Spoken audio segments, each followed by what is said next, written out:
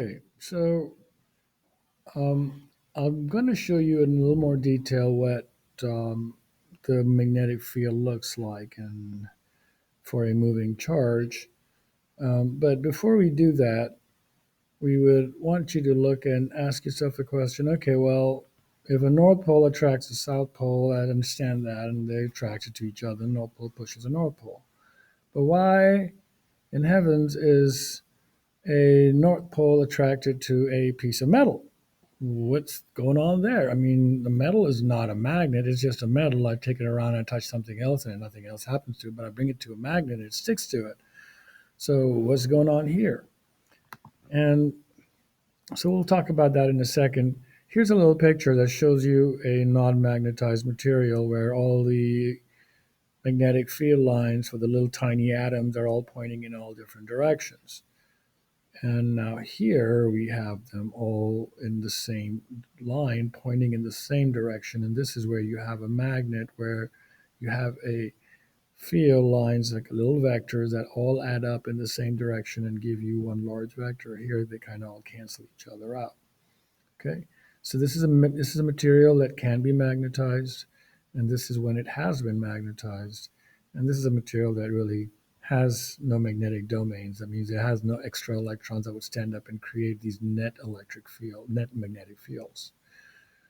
Okay, so now let's look at a piece of metal. How does that become a magnet? And so when you have a piece of metal that's just sitting there, it looks like this. Its little north poles and south poles of its magnets, of its atoms, are all randomly aligned. When I bring a magnet near it, the north pole lines coming out this way makes these guys turn and all line up because they want to get in line with the field because that's where they are happiest because all the norths want to point to the south and that each one north points to the south and they kind of all line up in this cool little way. And so the piece of metal, when you bring a magnet near it, temporarily becomes a magnet because its domains, its little magnetic fields all line up because in the presence of this magnetic field. And so it creates its own little north pole and its own little south pole here, as you can see. And so now you have a temporary magnet, and now you have this attraction of this magnet to this piece of metal, which is temporarily a magnet. And so we have that same kind of feeling as if you were attracting this south pole to a north pole, because you actually are. It has become a temporary north pole. Okay. And so that's how that mystery is solved on what is going on in this case. And we saw something similar when we saw on why was it that a balloon, when you rub your hair on it and you uh, add some electrons onto it, why it sticks to a wall, which was essentially neutral to begin with. And so again, you can see here a little paper clip that when it brought it near a magnet, changed its orientation. And so now it too has become a it's pole here. Things that are not magnetic, aluminum, plastic, glass, that are magnetic, we already talked about those.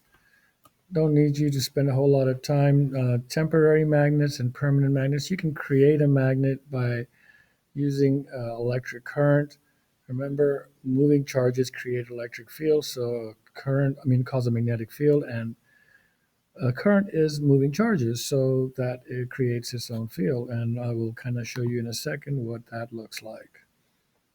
Okay, here are some permanent magnets and the kind you see in your refrigerator. And so these also they've been magnetized, all of their domains are all lined up together. And so they are magnets, and then whatever they stick to is a temporary magnet at that point for that time while the magnet is close to it. And so now we will look and see what happens and what magnetic field lines look like. So next video we'll take a look and see